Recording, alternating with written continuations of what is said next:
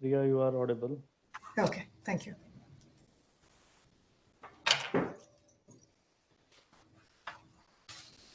Okay, so good evening, everybody. Welcome to this very important session in the evening on mainstreaming ESG, which is part of our CII-CSD 16th Sustainability Summit that we are organizing. We had a great 2 days of sessions which have been going on, and we planned this special session in the evening so that we have more CEOs and the senior members who can join this session also.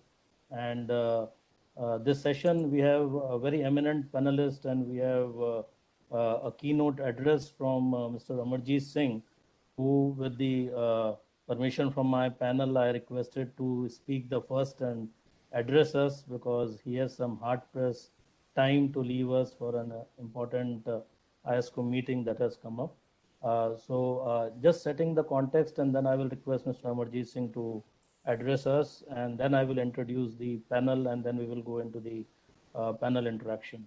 So welcome, good evening to all the audience who have joined us from various parts of the country and the industry guys, and also from abroad, the investors who are listening to us. This is a very important theme for CII for mainstreaming ESG. And today we have Mr. Amarjeet Singh, who is the Executive Director with SEBI, Security and Exchange Board of India, with us. When I say mainstreaming ESG, we see various reporting frameworks on which the companies are doing the disclosure. But from 2015 onwards, we see a great shift in the ESG perspective from the investors, from the companies that are listed in India, and also the traction from DJSI and other sort of stock exchanges. And 2017, it started more with the Indian companies started reporting on ESG. And I think during the pandemic time, when the world was struggling, I think the investor fraternity got on board on the ESG, and there had been a lot of traction in last 18 months. And when I say mainstreaming ESG, I think from Indian perspective, I think I will request Mr. Amarjeet Singh to, when I say mainstreaming ESG, to me it is mainstreaming BRSR, which is the Business Responsibility and Sustainability Reporting framework that SEBI has launched. I will not say recently because it's already launched in May 2021. And when I say about SEBI, I think audience should be knowing because we have the international audience with us as well. That right from I think last 10 years, SEBI has been taking various initiatives from the market forces point of view. And I think we were amongst the first stock exchange to have the BRR sort of mandatory for the listed companies. We started with 100 to 200 to 500. And that BRR was based on the National Voluntary Guidelines, which was released by Ministry of Corporate Affairs, followed by initiative again that came from SEBI, I think somewhere in 2015 or 2017 was regulating IR and making it voluntary, the integrated reporting framework, which many Indian companies again adopted as a part of their annual report. So I think two major steps that SEBI has given as the directions was, one was making BRR mandatory from 100 to phased manner to 1,000 listed companies, both on NSE and BSE, then making integrated reporting framework voluntary, which gave the industry a thought process to start combining their report. And I think that's where the integrated thinking concept from SEBI got sort of sown into the companies. And then when the world was looking towards ESG and the investor fraternity looking after ESG, we have MCA, which was working on national guidelines for responsible business conduct. And I think that was where the foundation was laid for BRSR. And while we thought that SEBI will take some time, but I think 2020 SEBI was working hard in preparing the BRSR, and early January this year, it was a consultation with various industry forums and also with CII that how BRSR could be introduced in Indian perspective. And then there was deliberation. A good consultation approach was followed. I leave all that for Mr. Amarjit Singh to explain to us. And then it led to what we call as BRSR. So I have pride in introducing Mr. Amarjit Singh, who will be giving us the keynote address. Sir, the session is on mainstreaming ESG, but I would like you to give the perspective of how BRSR, the BRSR in its new avatar, I say, because people should not confuse it from BRR days, which was more a tick box exercise, to a complete framework on ESG. That is a complete conceptual change that SEBI has brought out. And if you see in it, it goes from general disclosures to management and process related disclosures to performance related disclosures. And I think something unique that SEBI has done is it has categorized essential indicators and the leadership indicators. So I think it's a well thought framework that has been followed. And once companies adopt it, I think there will be a lot of traction from not only the foreign investors, but also the domestic institutional investors. And we have the ESG funds, ESG mutual funds with getting launched, and I think they will have a lot of traction. So with this, Mr. Amarjit Singh, I welcome you and giving us time to CII that you have been always and coming forward for this particular session in evening. So may I request you to just let us know the process and then how it helps the Indian companies for early adoption of BRSR is what I will request you to focus on. So over to you, Mr. Singh. Yeah, thank you, Shikhar, and thanks for doing a part of my job. You've talked a little bit about BRSR, so that's helpful. But it's indeed a pleasure to be a part of this event. I think this dialogue is important, especially considering BRSR is in its early phase, and we need to talk more about it. So thanks for having me in this event. And I wish I could have stayed longer, but due to some urgent commitment, I'll have to leave after my address. So, you've already set the context. I don't need to elaborate on that, but nonetheless, just to give a little bigger picture, a lot is happening, as we all know, in the sustainability space today. So the words like climate change, inclusive growth, transitioning to a sustainable economy, these are the words which one hears more often now than one did earlier. And I think the climate change takes a lot of attention, and for all good reasons. I think the evidence of climate crisis, if I can call it, in the form of extreme weather events across the globe, is very, very clear. Just 2 days back, we had a ferocious storm on the back of Hurricane Ida, which actually literally paralyzed New York, killing some 43 odd people. You heard about flash floods in Germany, forest fires, heat waves in various parts of the world. Back home in Maharashtra, I live in Mumbai, and we've had excessive rains in the month of July.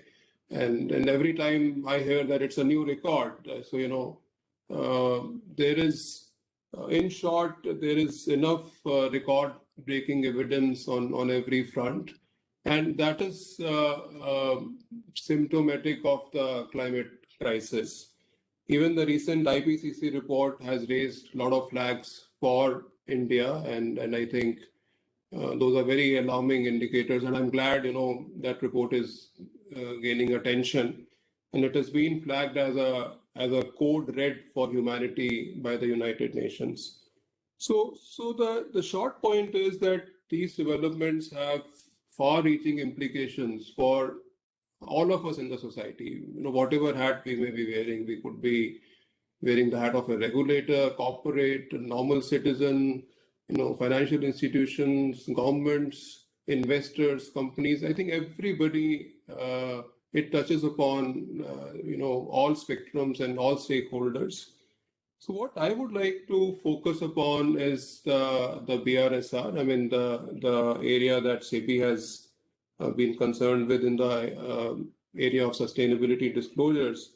So I would give you a broad overview of the BRSR, including the background, part of which was already covered by you, and our approach and what has been our thinking while developing this framework, and also how will it help, how its implementation would help the companies. So again, just to pick some data points, why sustainability issues are becoming important in the corporate world.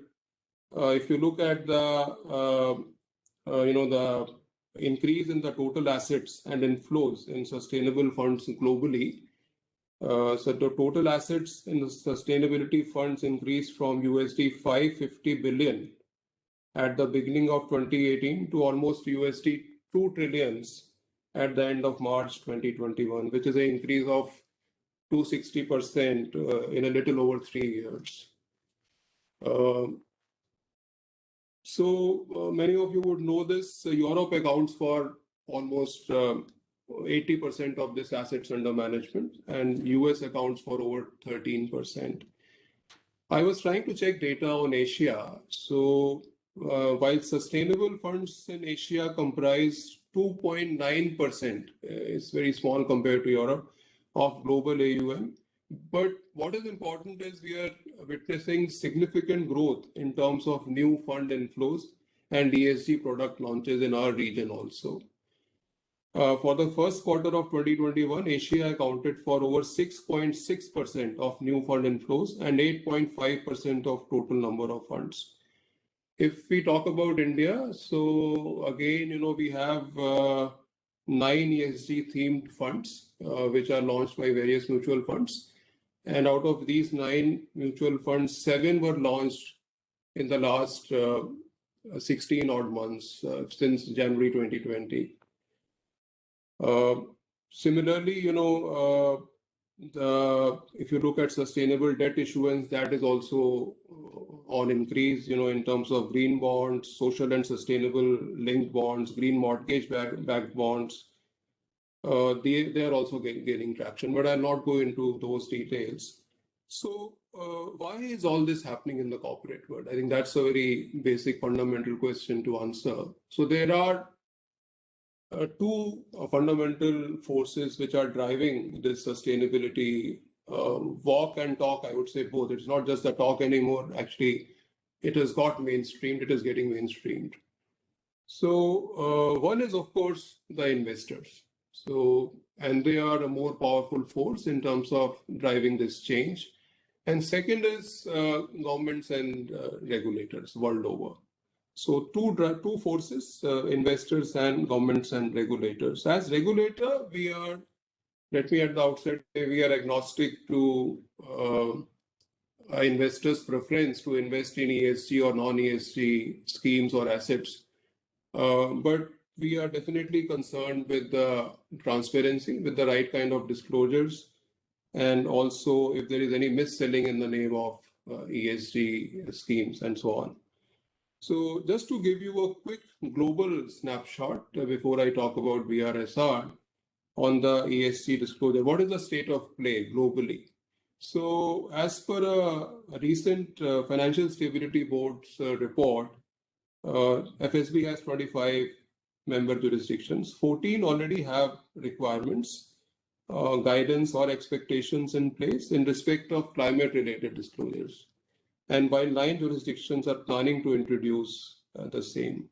So another important change that we are observing in the global ESG disclosure area is that so far the requirement was voluntary. It was comply or explain approach. There was nothing mandatory like what we have. But now we are seeing a trend, a movement towards mandatory requirements. And if you look at UK has indicated that TCFD framework will be, implemented in a gradual manner by 24-25. In April this year, European Commission has come out with CSRD's Corporate Sustainability Reporting Directive. And there's a long list actually. Maybe I'll not spend too much time on which country is doing what. Hong Kong has mandatory disclosures. Taiwan has mandatory sustainability disclosures. Singapore has introduced a regime, mandatory sustainability disclosure regime. And all of this primarily covers climate, as I said. In Japan, they are working towards introducing mandatory requirements. SEC also is gaining more traction since they had the change in political leadership. In Canada, again, so world over, we are very clearly seeing that there is a lot of movement at the end of regulators in bringing out disclosure requirements and enforcing them on a mandatory basis. But when it comes to mandatory, I think India is probably one of the very few jurisdictions which had mandatory requirements since 2012 in the form of BRR, but which was, applicable only for 100 companies to begin with, and then 500, and then lately 1,000 companies. And the framework also had some limitations. It did not have not many quantitative disclosure requirements were there in that framework. It was mainly qualitative, very light touch regime, but we did make a beginning in this space. And BRSR, of course, it takes us to a totally new, different level. Another challenge which has been there globally that there is a multiplicity of frameworks. So you have a good number of frameworks, I think more than 20 perhaps.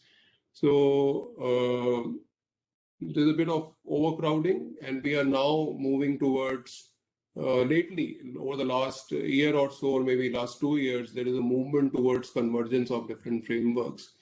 And it is happening both at multilateral level and also at a bilateral level. In fact, yesterday only we issued a communique. This was the Indo-UK Financial Sector Corporation. There is a forum there, and we issued a statement yesterday. Both it was issued jointly by India and UK. It's actually led by the Government of India, Ministry of Finance, but we are a part of it on the disclosure and sustainability issues. So there again, we've endorsed that there is a need for having a global standard, and this whole initiative of IFRS Foundation, and which they're going to announce at the back of COP26. I think all the stakeholders are looking forward to that. Let me now come to the core of my address in terms of BRSR. So our legislative intent, in fact, has been a little ahead of the curve. In our Companies Act 2013, we said that the Act very clearly says that a director of a company has to act in the best interest of the company, its employees, community, and for protection of the environment. So the legislative intent has been very clear, but of course, the next level of laws are still to evolve. How do you do this? What is the framework? And probably BRSR will, to some extent, fill the gap in that direction. So SEBI LODR also echoed similar expectations. And as I already told you about BRR, etc. So what led to BRSR? So I would say global developments, the Paris Agreement, and also the UN SDGs. Once we committed to UN SDGs, then the whole ecosystem has to evolve, and of course corporates are an important stakeholder. So we started. In fact, ministry constituted a committee, and we were a part of that. That was a few years back. So after committee's recommendations for coming out with a new framework, SEBI took it forward from there for the listed companies and further worked on the recommendations of the committee. And we had an intensive stakeholder consultation. Just to tell you the process. And Shekhar, you mentioned that we had a very good roundtable with CII also while developing the framework. And we did it over a long period of time. And so a lot of work has gone into the framework, and the framework also gives guidance in terms of how the requirements have to be complied with. So there are broadly two sets of indicators. One is essential indicator, and another set is leadership indicators. Essential indicator is mandatory. Within the mandatory space, it is more mandatory. Let me put it that way. And leadership indicators are voluntary.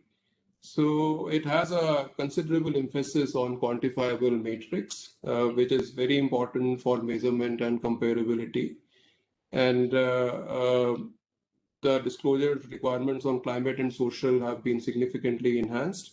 It has more than 500 data points. So we have, while developing this framework, I must mention this, all the time we talk about climate related issues. But what we have done is, we followed a climate plus approach. So that is keeping our ground realities in mind. So, the statistics like the India's position in Human Development Index, we are ranked 131 amongst 189 countries. Inclusive Development Index, we rank 62 amongst 74 emerging economies. So we've consciously followed a climate plus approach. And what I mean by that is there is emphasis on disclosure relating to social metrics such as workforce diversity, health and safety of employees, employee engagement, social impact assessment of projects, CSR spending, beneficiaries of CSR projects. All those are part of the disclosure framework. And of course, on the climate side, scope 1, scope 2 disclosures are very much there. And we were happy that there was support on those disclosures also from corporates. Also, before I talk about implementation, what we've done is that's an important element to keeping in mind the ease of doing business. So we've kept interoperability clause in our framework, which means that if companies following disclosures as per a internationally acceptable standard, so you don't have to do it all over again. You just have to cross-refer in your BRSR format as to how you are, that you are complying with the other framework. Talking about implementation, so this will be applicable to the top 1,000 listed companies by market cap on a mandatory basis from 22-23. And but entities can choose to adopt it on a voluntary basis from 21-22. And in fact, it was nice to know in one of our earlier interactions with CII that one leading company has actually gone even beyond, and they implemented it for 2020-21 also. Not just 21-22, even for the previous financial year, they've done a BRSR. So which shows a very proactive approach. Why is it important to probably hasten the implementation? How will it help companies? Let me talk about that. So I think there are 3 strong reasons. Of course, you have no choice. Corporates have no choice next financial year, but we are urging for an earlier implementation beginning this year itself. So first reason which I put on the table is that there is increasing evidence, and this is obvious, that higher standards of ESG disclosures and transparency, it helps in attracting more capital and more investment for the companies. Many investors have their stated philosophy that they will not invest in companies which are not sustainability sensitive and so on. So it is in the interest of the company itself to have it. Secondly, another important reason is that it would help companies in better appreciation and better understanding and better management of the sustainability risks. So there are a number of sustainability risks which are cropping up, which this framework will help you in understanding and measuring and communicating to the world. It will also help you, if the company chooses to implement now, you also have an opportunity to read the trend and inspire your peer group. So in a nutshell, I'm mindful of time. There are other speakers also. Earlier adoption of BRSR would definitely has tremendous potential benefits for listed companies and their stakeholders. finally, let me just conclude by saying that the society's expectations from the company boards. Yeah, I didn't talk about that actually. So BRSR also spells out very clearly as to what are the expectations from the corporate boards and how do it. So it gives you a framework. So far, the problem has been that we talk about it, but what is the framework? I mean, how do you discuss in the boards, or you know, is it taken to the board by way of an agenda every time? Is there a committee around these issues? What do you discuss? What are your, performance measurements on these non-financial issues and so on? So I think it gives you a framework to begin with. I'm not saying it is the perfect framework that we have. It will evolve over time as we learn from the corporates as we go along. But I think it's a great starting point. And so, as I said, society's expectations from the company boards on sustainability issues have been rising and gathering force in recent times. And COVID also hastened that process. In fact, COVID led to more demand for sustainability investments and sustainability disclosures. So the demand for sustainability reporting is also on the rise, and BRSR is a step in that direction. Finally, I would say that BRSR has actually raised the game compared to the previous BRR regime. It has raised the game in sustainability disclosures. Now the ball is in industry's court to implement and take it forward. But let me also quickly add that we are happy to talk to corporates who are interested in implementing or facing any issues around understanding what the framework is. So we have a small team, but we are happy to engage further on this. Let me stop with this. Sorry if I've overshot my time. Thank you. No, sir. Thanks for bringing all that clarity from the point of view of BRSR. And I know that you have a hard-pressed time. So may I request Ms. Seema Arora, Deputy Director General, to give a thanks to you, and then we start our panel discussion. Thank you so much. And from my side, I just want to thank Mr. Amarjeet Singh. He has been very clear in outlining the context, the approach. And I think the two key messages were very clear, that it is in the interest of the corporates to use disclosures as a tool, A, for risk management, and BRSR does ask for ESG risk assessment.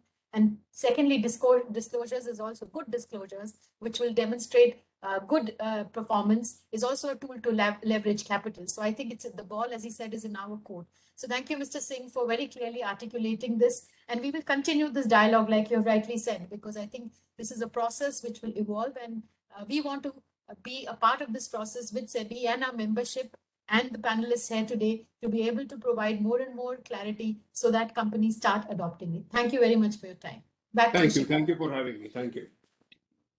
Thanks. So we continue with our panel discussion now that Mr. Amarjeet Singh has set the context. So let me welcome my panel members, and my thanks to all of you to let Mr. Amarjeet Singh address us the first. And I know that some of you also have hard-pressed time. So let me introduce Ms. Priya Ramanan, who is the Chief Regulatory Officer of National Stock Exchange, and she has a wide regulatory experience, and I think she will add a lot of value from the point of view of NSE also hosting some of the ESG index now. And I think what has been the early sign from that perspective. So welcome, madam, to our panel. We have Ms. Anjali Bansal, who is the founder of Havana Capital, and she's also part of our CII National Committee on Corporate Governance. And she wears so many hats that I don't know how many hats I have to introduce, but she has a very important role. She's also the board member. She has also invested a lot into the startups and how to scale up the startups, and some of the common names that we all interface, like Urban Clap, Lenskart, and there are many of those which I will leave her to explain us. And she has been also a voice, I see, from the startup space, and how we can link this startup and the ESG into the mainstreaming part. I think that is what I will request her when she speaks in. And then the last panelist we have is Mr. Patnaik, who is the regional director and head of Center of Excellence with SAP Asia Pacific and Japan. And one data point that I took from Mr. Amarjit Singh's address was that VRSR is asking for 500 data points. So I think that's a huge opportunity for digitalization and the startups who are into this space, and also the regulator to see how the comparative thing is coming up. So with this, I welcome my panel member, and I start with Ms. Priya for you to address from the NSC perspective that how mainstreaming ESG is important for the listed companies. And may I also request you to throw some light on the recently released ESG index that NSC has, and some insights that you would like to give our audience too. And we have around 6 to 7 minutes for each of the panelists to address, and then we'll see how we are with the questions. And I know that at 6:30 we have a hard stop. So over to you, Ms. Priya. Thank you, Shikhar, and thank you for inviting me here. So the couple of things I think Mr. Amarjit Singh already set out. It is not ESG is not necessarily something which is new. We've had BRSR, we've had earlier avatars as well. But it is becoming far more important once the global investors started insisting. The way we see it, the global investors started insisting on looking at ESG metrics. Before I actually talk about the ESG indices that we have, I also want to talk about, so even with or without the index, I think corporates have started, very clearly moving towards a better framework in terms of their own framework. They've started obviously adopting one model or the other, whether it is integrated reporting or otherwise. In fact, between I think 4 or 5 years to now, the corporates that have actually adopted the integrated reporting, we have, if I see the numbers here, I think we literally started with 3 or 4 companies that had, so in 15-16, we had 3 companies that had adopted, integrated framework, and 19-20, we had about 50. So you can imagine that companies and their boards and their investors are actually pushing companies towards, adopting some of the ESG metrics. So to that extent, NSE does, so from a broader perspective, clearly we are in favor of better disclosures. We are certainly in favor of companies taking much more steps. Disclosures is one part. The other part is in their own ESG journey, companies taking a lot more steps. So the way we look at it is in 2 ways. You mentioned the index, so let me just first give you some thing on the index. So the way there are 3 indices that we have. There is a Nifty 100 ESG Leaders Index. There is Nifty 100 ESG and Nifty 100 Enhanced ESG. Now they have delivered anywhere between 100 basis to 150 basis more returns than the normal Nifty 100. So Nifty 100 was at about 15.2, and these indices have delivered returns of anywhere between 16.2 to 17.7. So therefore, again, when the amount of AUM that is actually linked to these indices are really not huge. Therefore, while we are seeing good performance of the index per se, perhaps the benefit has not necessarily translated to the extent that it potentially could to the investors. So as more and more money comes in and AUMs are pegged to these indices, perhaps people will see a lot more return. So that's one part. What else do we do in terms of from an NSE perspective? What else do we do? What we are trying to do, apart from looking at disclosures and trying to make sure that the disclosures are much more robust, is that we work with proxy advisors to put out a lot of reports. So yeah, last year we put out an ESG report with SES, where we spoke about 50 companies. We did not include banks and IT because the direct environment impact of these 2 sectors are less. So therefore what we did is we took a whole lot of companies, including chemicals, telecom, etc., etc. And we graded the companies. We did not say which company was better than the other, but we certainly said where the companies were benchmarked, and we had a whole benchmark. So what we will do possibly as we go forward is also to update the report from time to time to actually see what the performance of these companies have been. Are there any companies at all that are actually falling back? Because that's not what we expect. So we do believe that over a period of time, companies will simply get better and better as there's a lot of, they themselves want to do better, and then there is obviously the shareholder pressure and investors pressure. So I think we would have seen what happened in the US about a month and a half ago, both in terms of Exxon, where I think a small activist actually could get 3 of its directors on the board, simply because the large institutional investors actually supported that particular thing. So that particular request. So that's one.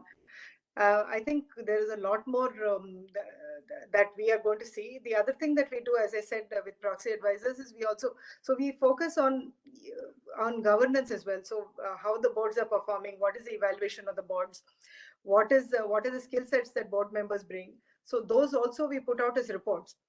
The idea is to nudge people forward just by looking at, so those reports actually are company wise.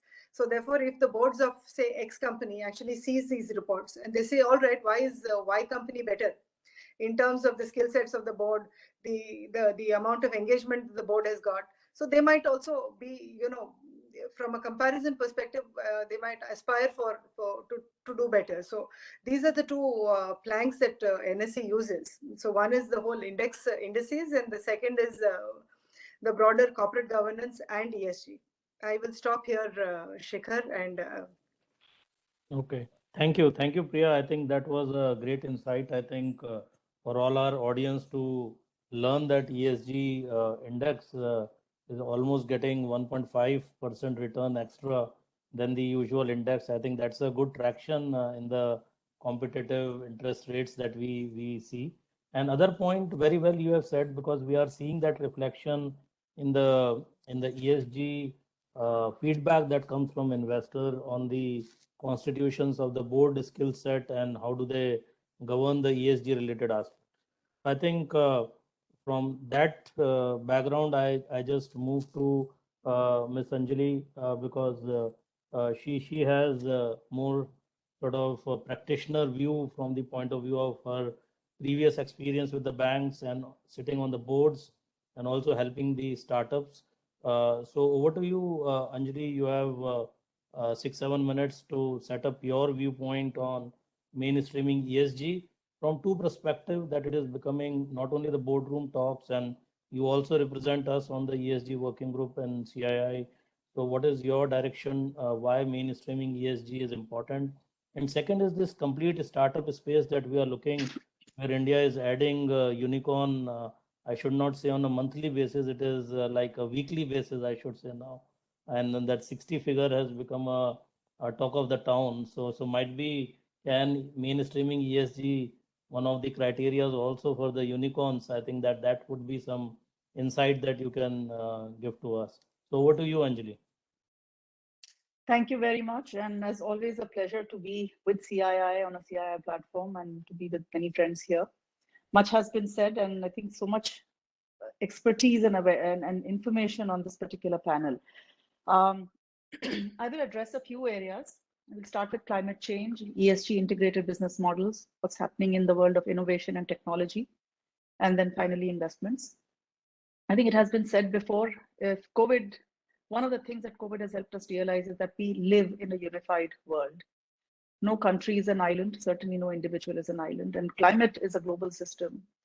And we have seen of late some very, very freaky climate change related weather conditions. We've never, for example, had hurricanes on the west coast or cyclones on the west coast of India. We are starting to see those. I was in the US for a couple of months this summer, and forest fires all over California. And the real impact, so you're seeing the impact of climate change on your doorstep. It is no longer an event of the future. It is no longer theory. It is real. It is now. It is at your doorstep. And it has a big implication, thus, for society and for businesses, which are, of course, part of society, right? All of us live in society, but we are also business people. And so consequently, we are seeing things impacting insurance companies. You have to think about where claims will come from related to climate change. Thinking about underwriting, I think Priya mentioned that previous studies have not looked at financial services companies. I think financial services businesses are at great risk from climate change. Businesses that they might underwrite, for example, for credit, might find their businesses severely disrupted because of climate change and because of weather conditions. So lending, insurance, needless to say, of course, the entire sector of the polluting industries, as you will, and I sit on the board of a power company myself, where 70% of our power is still thermal. And there is no option from that. We will go to renewable energy as a world and as in India, but it will be a slow process. So there will be a carbon footprint. So offsetting carbon footprints, afforestation, all of these are very, very significant issues, not merely in the ESG realm now. And I'm saying merely for a reason, I'll come to that. But they have to now become integral to our business strategy and business planning. Which takes me to ESG thus far was, earlier it was a matter of, you have to be compliant. So it kind of got relegated into the risk committee, then into the audit committee, and then stakeholders committee, because you had large global institutional investors like BlackRock, etc. Larry Fink's famous letter that pointed out ESG. And we started seeing massive movements of capital. Some of the biggest global institutional investors were moving into stocks and out of stocks. So consequently, cost of capital became a real issue for businesses. And stock price and total return to shareholders got impacted by ESG, and ESG became a boardroom topic. I think India really, and I must say that we are blessed with our regulators, RBI, SEBI, both. The BRSR regime that has now been put forth by SEBI is a particularly enlightened, forward-looking regime.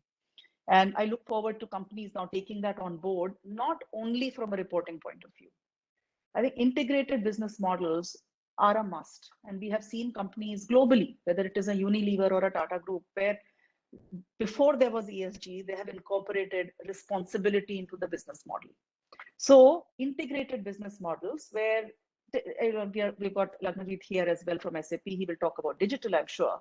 But I think that what digital was for the last 20 years, sustainability is going to be for the next 20 years. It will not be a vertical or a reporting matter. It will actually have to be integrated into the fabric of every single enterprise. Sustainable business models that lead to more responsible outcomes, which obviously means sustainable, inclusive business models. We talked about why BRSR is very useful, and it's useful for risk metrics, risk management on the inside of a company, but also capital management for the global and larger capital markets ecosystem. We can come back and talk about this later if we want to. I'll move on to innovation and technology. A lot of this, how we will handle ESG and integrated business models, will leverage technology in a very, very significant way. We are already seeing the use of satellite data, again, at a global macro level as an input into agriculture. For example, we are seeing the emergence of very successful climate tech startups, whether it is Climate AI or Blue Sky Metrics or analytics. And some of these companies are going to use very large data sets to create insights that provide input for agriculture, for water management, frankly, for where you put capex in. As companies plan where to put capex, if you're going to set up a wind power plant and you don't know whether wind patterns will shift in 5 years and your PLFs will sort of tank, I think all of these things will utilize data and technology in a significant way, leading to opportunities for startups and innovation to come through there. Renewable energy is another significant area where we are seeing large investment go in, whether it is at the utility scale or at the individual scale. We cannot, for example, have large scale conversion to electric vehicles unless we have charging infrastructure, battery swapping technologies, and so on. So consequently, and education around climate. I'm invested in a company called Terra.do. Terra, I know, is doing some work with CII as well. The purpose is, it is a global digital climate school. They want to create 100 million climate workers. Each one of us in the audience today and on this panel can be climate workers.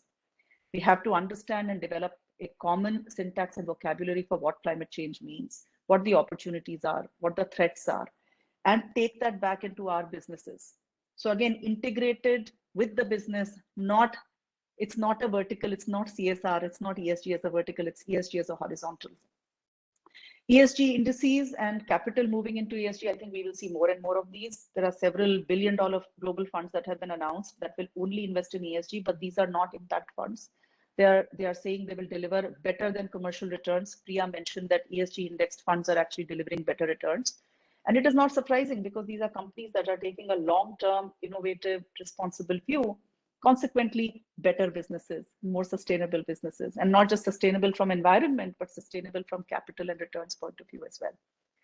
So I think it's a very exciting time to think about what are new opportunities. And beyond that, it is an absolute must-have. So all the work we are doing in CII as part of the Corporate Governance Committee, as well as the Sustainability Committee, I think we have to encourage all our members, both large companies, MSMEs, we do not talk as much about MSMEs, as well as startups, I think are getting on the cutting edge anyways now, and capital will go where there is opportunity. So we must grasp that.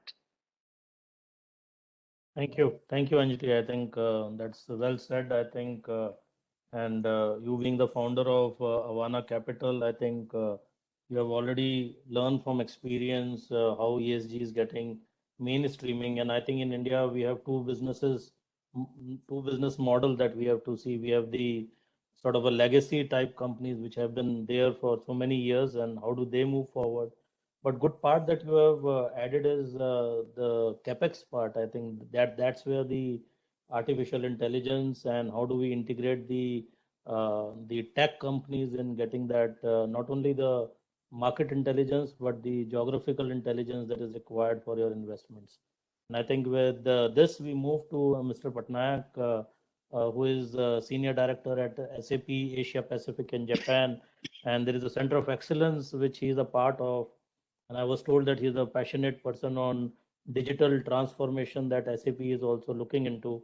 And I think you, Anjali, has already set up that context. So over to you, Mr. Patnaik. Let us know what are your ideas, and let us know that how your tools are going to help mainstreaming ESG from Indian companies' perspective. So over to you, Mr. Patnaik.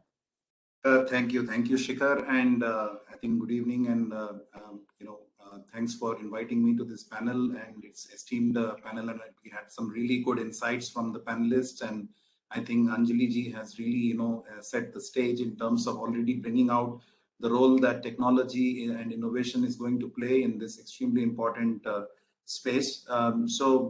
I lead this team called Center of Excellence around S4HANA, which is actually our ERP solution that some of you might be familiar. But more importantly, we also now add climate and sustainability practice into the Center of Excellence. So, so SAP is investing significantly in developing solutions and technologies to help corporates and governments really adopt a sustainable business model strategy, as it was just being shared by Anjali ji. So what I want to do maybe in the next few minutes is give a bit of perspective about where we are seeing corporates from a sustainability priority perspective, and what technology levers and enablers we are seeing, not just from SAP but from the overall tech in a ecosystem.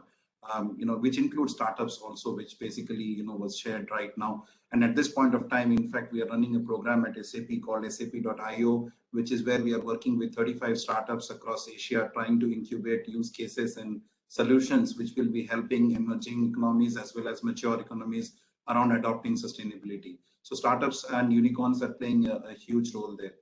Having said that, let me start by reiterating what Anjali ji said, that the sustainability topic has actually moved to the boardroom now. It's no longer basically, regulatory compliance and reporting related topic alone. So it's really something that is now directly a C-level priority. The CEOs in the last 2 to 4 months that our executives, including myself, that we have been meeting across different countries, I think this topic comes up at the very foremost in every conversation. So, and I think, India is setting the bar with regulations like BRS, where we are able to now actually set the stage. But I think, beyond the fact that sustainable investing is attracting higher returns, what we are also seeing is that sustainability is now actually, a consumer demand as well. So consumers are actually making their choices of products that they want to buy and services they want to buy based on how sustainable their product manufacturing and the entire value chain looks like. Not just that, we are also seeing that, when we talk to corporates, they bring about how engaged their employees are. So employees would like to join, especially the millennials would like to join companies which actually, have a more diverse and inclusive workforce, and which perhaps, are talking about overall their CSR initiatives and so on. So there is a direct positive correlation between ESG performance and the top line and bottom line. So that's what is actually fundamentally driving the priority on this topic. Now where we see the challenges, I think there is no debate on the question about why ESG. It's really now the question is shifting towards how ESG, right? So from the spotlight on why, the question is now on how. And where we are saying, there are two parts to that how. One is the part that was explained earlier about, mandatory disclosures and the whole data strategy around reporting and the data connectivity and data sourcing and so on. So that's one aspect of where technology could play a role. But the bigger impact, I think what the previous panelists also mentioned is, besides reporting, how do you use the insight from the data to actually steer the business and to steer the whole business model? So it's about, both of these aspects of ESG data reporting, and then mining that data, getting the insight out of that data, and then using it to steer and make decisions on sustainable business processes and sustainable business models. So these are both the elements that I feel that technology has a huge role. Now let me make it simple and a little bit structured. So what we are doing as SAP, more than 40 years of history in enterprise technology, when we talk about ESG and sustainability, we are really talking about our purpose, which is chasing zero. Under chasing zero, we have three pillars. So one is zero emissions. The second is basically zero waste. And the third is zero inequality. So these are our three, pillars that as a company, as we want to actually leverage internally within SAP, we call it SAP as an exemplar. So which is what business practices that we internally drive. But more importantly, what technologies and solutions and services can we offer to customers and corporates to enable also these three: zero emissions, zero waste, and zero inequality. So maybe I'll take a couple of examples, starting with zero emissions, right? So under zero emissions, I think we have seen that the top 20% of our customers in Asia Pacific region, which is roughly about 1,000 companies in Asia, including a significant number in India, basically account for nearly 40% of the total greenhouse gas emissions, scope 1, scope 2, scope 3 emissions across APJ. So it's a huge number.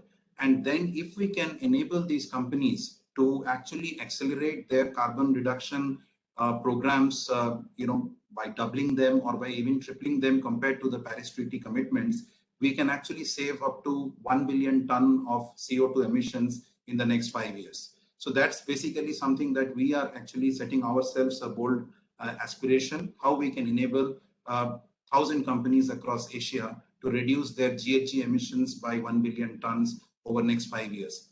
That is what we define as the purpose for zero emissions. The technology layers there predominantly are about how do you capture, monitor, how do you analyze, and how do you, use that data which is getting captured from all the different sources. In ESG, the big challenge is it is not as structured as financial performance data.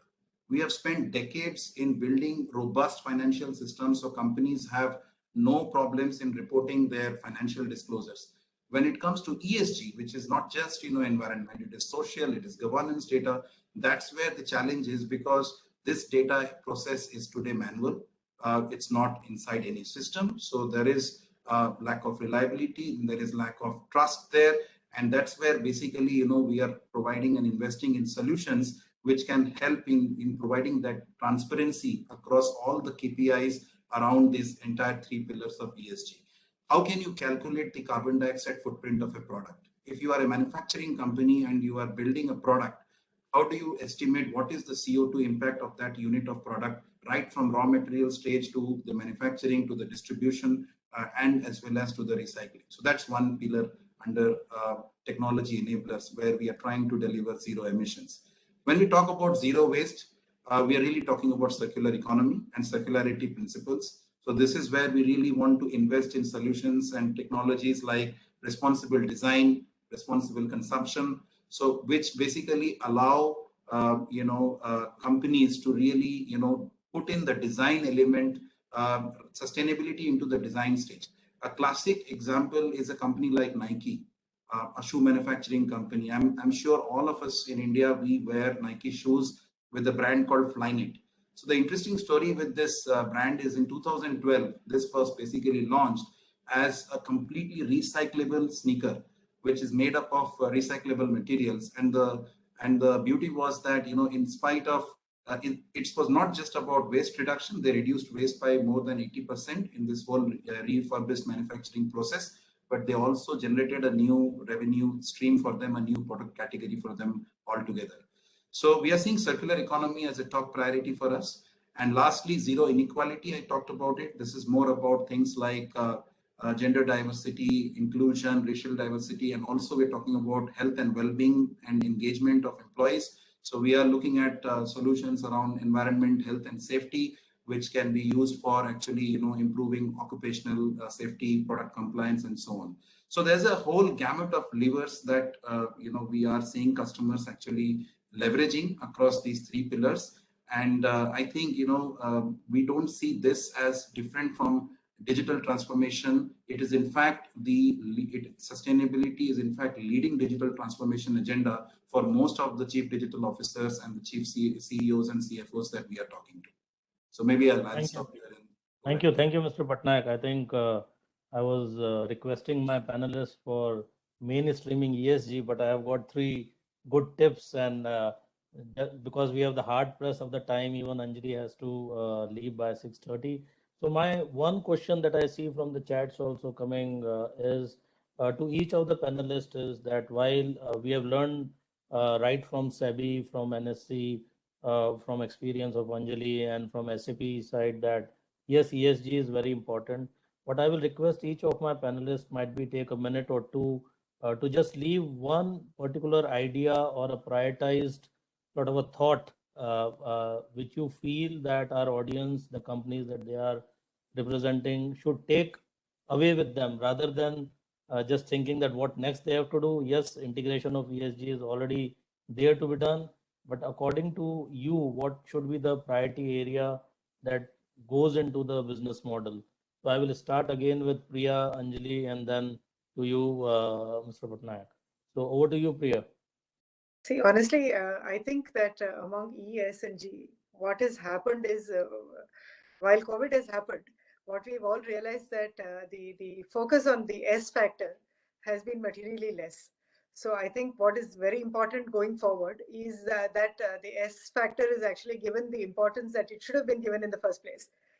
So that would be my thought. I just want to state one interesting thing. I believe that there's been a recent order from a court in Netherlands, which actually told Shell that they're not doing enough to cut the greenhouse emissions, and therefore, in order for so this is the first, I believe, the first time the court has actually said something like this and expected a company to make certain changes, which changes are being estimated as Shell will actually have to cut not only their production but a sale of a lot of their products.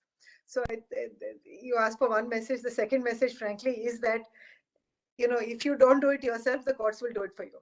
So better that the boards actually look at this very closely, and tone from the top is always going to be the most important factor. So that's really from me. Thank you. Yeah. So you have given a truly regulatory perspective. I think that's where your experience is peak. So yeah, Anjali, over to you. What you will like to recommend? So I agree with what Priya has said as well, but let me give a different perspective, which is on the demand side. So listen to your consumers, listen to the market, and particularly listen to the young people. I think the current generation, and I speak a lot to young people and I ask them what's on their mind. They talk about, of course, financial security and jobs and so on. But the biggest thing across the world that young people are worried about is climate and sustainable and the planet as a whole. So where consumers go, business has to follow. And this is where our consumers are going. and consumer as an individual and consumer as an enterprise, both. So think about the opportunity set, not just the risks, but there are real opportunities in creating sustainable businesses. So I would urge everybody here, large companies, think about your market and your consumer. Young companies, think about the opportunities and what can you do to innovate. Great.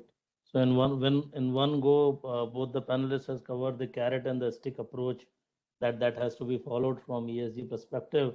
And over to you, Mr. Patnaik, before we end the session. What is your recommendation? No, I think I really agree with both the perspectives shared. I also feel that sustainability should not be driven through compliance. Yes, compliance is the stake, but it's really a business opportunity. What I would like to maybe add is what we feel is that you can't manage what you can't measure. So basically, how do you get started on your journey has to be very well thought through. And I think for all the organizations, they need to look at defining their priorities and defining their roadmaps.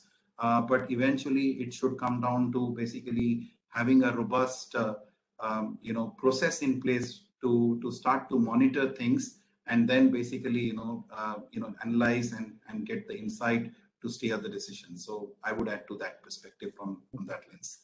Thanks. I think all those audience would have got a lot of tips from the panel, and at least I learned a lot. And I think it's a evening well spent, I should say, with moderating the session. That there are so many good ideas that have come up. That while we need to mainstream ESG, it's not only the ratings part that the investors are looking all into, but we have to have a internalization of the externalities through the framework that you have mentioned, the technology part, and we have to see what the next generation is asking for. And I think those are not only the innovative products and services, but also the business model where we see the predictability of the future generation, that where the sort of demand is going to come from. And I think that's what ESG is asking, both from opportunity and from the risk perspective, that we have to de-risk it, but also see that what could be the next business model where